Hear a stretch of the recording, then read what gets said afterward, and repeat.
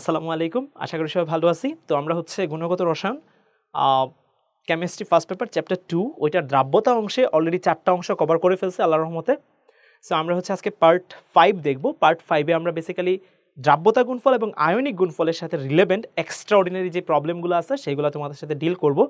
এগুলো যদি আমরা আস্তে আস্তে সলভ করি দেখবা বোর্ড প্রশ্ন এবং অ্যাডমিশন টেস্টের প্রশ্ন তোমাদের কাছে অনেক সহজ মনে হবে। সো আমি আগেই বলছিলাম তোমাদেরকে আমি চেষ্টা করব বেসিক থেকে একদম অ্যাডভান্স পর্যন্ত প্রবলেমগুলো সলভ করে দেওয়ার, যাতে তুমি সবই পারো আল্লাহর রহমতে। সো আমরা সেই ধারাবাহিকতায় পার্ট 5-এর একটা প্রবলেম চলো সলভ করি। এই প্রবলেমটা ভালো ইম্পর্টেন্ট।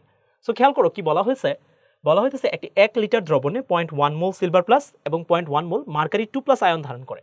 তাহলে খেয়াল করো, সো 1 লিটার দ্রবণে সব কিছু কিন্তু 1 লিটার দ্রবণেই ডেটা দেওয়া আছে।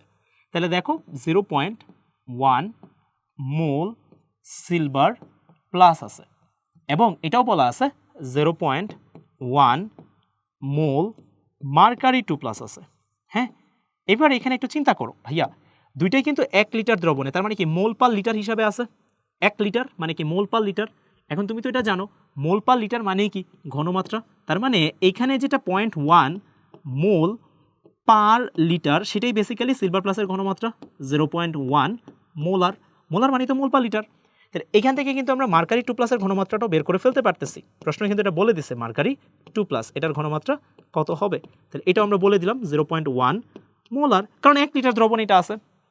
এবার বলছে কোনটি আগে অধক্ষিপ্ত হবে। সো আমরা অঙ্কটা কীভাবে করব। তো ফার্স্ট অফ অল আমরা দুইটা দ্রাব্যতা গুণফল থেকে দুইটার ইন্ডিভিজুয়াল আলাদা আলাদা দ্রাব্যতা বের করব। দেখব এই দুটার মধ্যে কোনটা পরিমাণটা কম, কারণ আমরা জানি দ্রাব্যতা সবসময় সর্বোচ্চ পরিমাণ ইন্ডিকেট করে। তারপর যেটা বেশি বা কম হবে সেখান থেকে আমরা ডিসিশন নেব। সো একটু দেখো, ধৈর্য ধরো, আমি বুঝাইতেছি। দেখো, সো এখানে দুইটা দ্রাব্যতা গুণফল দেওয়া আছে। একটা দেওয়া আছে সিলভার আয়োডাইডের, খেয়াল করো ভাইয়া, আর একটা দেওয়া আছে মার্কিউরিক আয়োডাইডের। হ্যাঁ, তো আমরা এই দুইটা দ্রাব্যতা গুণফল, আমি একটু আগে যৌগগুলো আয়নিত করি। খেয়াল করো এই জায়গাটায়, তুমি যদি সিলভার আয়োডাইড আয়নিত করো, যেহেতু স্বল্প দ্রবণীয় লবণ, তাহলে এখানে পাবা silver plus plus I minus. একইভাবে তুমি যদি এখানে মার্কিউরিক আয়োডাইড এটাকে আয়নিত করো ভাইয়া, এখানে তুমি পাবা Hg2+, মানে মার্কারি এটা 2+ প্লাস 2I মাইনাস এটা পাবা। তাহলে এবার এই দুটার কেএসপি কত হবে, চলো একটু লিখে ফেলি। তাহলে কেএসপি এটা যদি আমি সিলভার আয়োডাইডের ক্ষেত্রে লিখি, সিলভার আয়োডাইডের ক্ষেত্রে, তাহলে তুমি কি বলবা সিলভার প্লাসের ঘনমাত্রা ইন্টু আই মাইনাসের ঘনমাত্রা ইন্টু আই মাইনাসের ঘনমাত্রা। একইভাবে তোমার যদি এখানে বলি মার্কিউরিক আয়োডাইড, এটা লিখবা কেএসপি MHgI2 মার্কিউরিক আয়োডাইড। তাহলে তুমি কি লিখবা, তুমি বলবা মার্কারি প্লাসের ঘনমাত্রা মানে Hg2+ এর ঘনমাত্রা ইন্টু আই মাইনাসের ঘনমাত্রা, যেহেতু 2I মাইনাস তাহলে হোল স্কোয়ার হবে। তাহলে আই মাইনাস এটার হোল স্কোয়ার, কারণ দুইটা 2I মাইনাস। এবার আমরা এখান থেকে যে কাজটা করব, দুইটা ফর্মুলা থেকেই, দুইটা কেএসপি থেকেই এইখানে আই মাইনাসের পরিমাণটা ফাইন্ড আউট করব। এখানেও আই মাইনাস বের করব, এখানেও ভাইয়া আই মাইনাসের পরিমাণটা ফাইন্ড আউট করব। আগে ফাইন্ড আউট করি, তারপর জিনিসটা বুঝাইতেছেন। সো দেখো এখানে কেএসপি কত দেওয়া আছে, 8.5 ইন্টু 10⁻⁻17 ইকুয়াল সিলভার প্লাস, এটা দেওয়া আছে তোমার প্রশ্নে দেওয়া আছে, এই যে দেখো ভাইয়া 0.1 ইন্টু আই মাইনাস। এখানে আমরা যেহেতু এটা সিলভার প্লাসের জন্য, তাহলে এখানে আই মাইনাসের অ্যামাউন্টটা বের করি। আই মাইনাস এটা কত আসবে 8.5 ইন্টু 10⁻⁻16 মোলার। তাহলে এটাকে আমরা একটু বক্স করে রাখি একটা, তার মানে এইটুকু হচ্ছে সিলভার আয়োডাইডের জন্য আই মাইনাসের অ্যামাউন্ট। এবার আমরা এই পাশে আসি, এটা দেওয়া আছে 2.5 ইন্টু 10⁻⁻26। ভাইয়া তুমি একটু তাকায় দেখো, মার্কারি 2+এর ঘনমাত্রা কিন্তু দেওয়া আছে 0.1, 0.1 ইন্টু আই মাইনাস এটার হোল স্কোয়ার।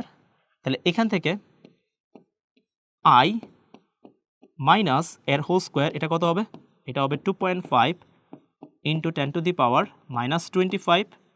এবার এখান থেকে আই মাইনাসের অ্যামাউন্টটা বের করি। আই মাইনাস এটা কত হবে, এটাকে জাস্ট স্কোয়ার রুট করে দিব। তাহলে স্কোয়ার রুট করে দিই চলো। তাহলে রুট ওভার 2.5 ইন্টু 10⁻ মাইনাস 25, তাহলে এটা আসতেছে 5 into 10 to the power minus 13। এবার এটাকেও আমরা একটা বক্স করে রাখি, এখানে একটা বক্স করে রাখলাম। আমরা কাজ করি, এখানে দুইটা নাম দিয়ে দিই আলাদা আলাদা।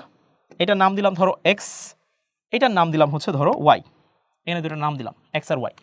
এবার একটু ভালো করে চিন্তা করো, তুমি জানো দ্রাব্যতা গুণফল সম্পৃক্ত দ্রবণের জন্য কাজ করে। তাহলে দ্রাব্যতা গুণফল থেকে কোনো একটা আয়নের প্রাপ্ত ঘনমাত্রা নির্দেশ করে ওই সম্পৃক্ত দ্রবণে সর্বোচ্চ কী পরিমাণ সে থাকতে পারবে। আবার কথাটা শোনো, দ্রাব্যতা গুণফল সম্পৃক্ত দ্রবণের জন্য কাজ করে। তাহলে দ্রাব্যতা গুণফল থেকে প্রাপ্ত কোনো একটা দ্রবণের আয়নের ঘনমাত্রার মান নির্দেশ করে ওই দ্রবণে সে সর্বোচ্চ কতটুকু থাকতে পারবে, এর বেশি সে থাকতে পারবে না, এর বেশি থাকলেই সে অদক্ষেপ শুরু হবে। এবার ঠান্ডা মাথায় চিন্তা করো, ধরো আমি এইখানে কোনো একটা দ্রবণ নিলাম,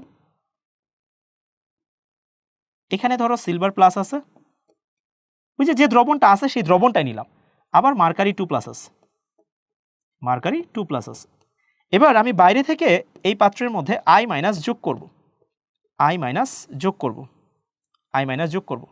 এখন আমি কিন্তু জানি সিলভার প্লাস যদি সম্পৃক্ত অবস্থায় যাইতে চায় আয়োডাইডের সাথে, তাহলে তার ঘনমাত্রাটা এটা হইতে হবে। ভালো করে বুঝো, সিলভার প্লাস আয়োডাইডের সাথে যদি সম্পৃক্ত অবস্থায় যেতে চায় তাহলে তার ঘনমাত্রাটা হইতে হয় 8.5 into 10 to the power minus 16। আর মার্কারি 2 প্লাস যদি আয়োডাইডের সাথে সম্পৃক্ত অবস্থায় যেতে চায় তাহলে তার ঘনমাত্রা হচ্ছে 5 into 10 to the power minus 13। এবারে দুইটার মধ্যে বড় কোনটা? এটা কিন্তু বড়।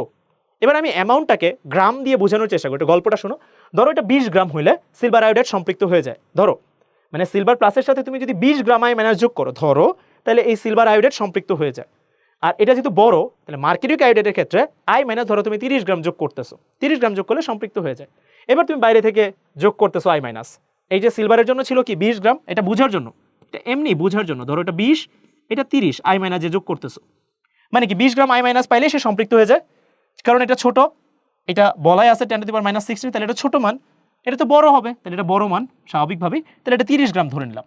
এবার তুমি বাইরে থেকে আই মাইনাস যোগ করতেছো, 1 গ্রাম যোগ করতেছো, কেউ সম্পৃক্ত হয়েছে না, 2 3 4 5 6 7 8 9 10 এভাবে চলে 19 19 গ্রাম আই মাইনাস যোগ করে ফেলছো, কেউ সম্পৃক্ত হয় না, এখনো স্টিল 20 গ্রাম আই মাইনাস যোগ করছো। এবার কে সম্পৃক্ত হয়ে গেছে? তোমার উত্তর হবে ভাই তাহলে তো সিলভার প্লাস সম্পৃক্ত হয়ে যাবে। স্বাভাবিকভাবে সিলভার প্লাস সম্পৃক্ত হয়ে যাবে, কারণ তুমি 20 গ্রাম যোগ করে দিছো অলরেডি। এবার যদি তুমি 21 গ্রাম যোগ করো কি হবে? তা তুমি বলবা ভাই সিলভার প্লাস তো অলরেডি সম্পৃক্ত হয়ে গেছে আই মাইনাসকে নিয়ে, তাহলে এইবার যদি আপনি আরও আই মাইনাস যোগ করেন তাহলে এইবার কিন্তু সিলভার আয়োডাইড এর আয়নিক গুণফল এই দ্রাব্যতা গুণফলকে ক্রস করে যাবে, তাহলে বাকিটুকু কি হইতে থাকবে? এবার অদক্ষেপ শুরু হয়ে যাবে। তাহলে কোনটি আগে অদক্ষিপ্ত হবে, সিলভার আয়োডাইড না মার্কিউরিক আয়োডাইড? উত্তর হচ্ছে সিলভার আয়োডাইড। ওকে ডান, এই অঙ্কটা আমরা আশা করি বুঝছি এটা আগে অদক্ষিপ্ত হবে, এটা ক্লিয়ার আশা করি। তো এবার আমরা এই প্রবলেমটা একটু ডিল করি। দেখো কি বলা হয়েছে, 25 ডিগ্রি সেলসিয়াস তাপমাত্রায় লেড আয়োডাইডের দ্রাব্যতা গুণফল দেওয়া আছে, লেড আয়োডাইড। ওকে, এবার বলছে যে এই তাপমাত্রায় এর দ্রাব্যতা কত, যেখানে লেড আয়োডাইড 15% বিয়োজিত হয়, 15% বিয়োজিত হয়, মানে তার কন্ট্রিবিউশনটা এবার 100% নাই। ভালো করে বুঝো, দেখো তুমি যদি এখানে দেখো লেড আয়োডাইড, এটাকে যদি তুমি ভাইয়া আয়নিত করো তাহলে এখানে এটা কি হয় Pb2 প্লাস প্লাস এইখানে কি হয় আই মাইনাস, এবং এটা কয়টা হবে? অবশ্যই দুইটা হবে, তাহলে 2i মাইনাস। এবার যদি 100%ই কন্ট্রিবিউশন হয়, 100% কন্ট্রিবিউশন মিনস যদি এটার দ্রাব্যতা S হয় তাহলে এটাও হবে S, এবং এটা কি হবে? এটা হবে 2S।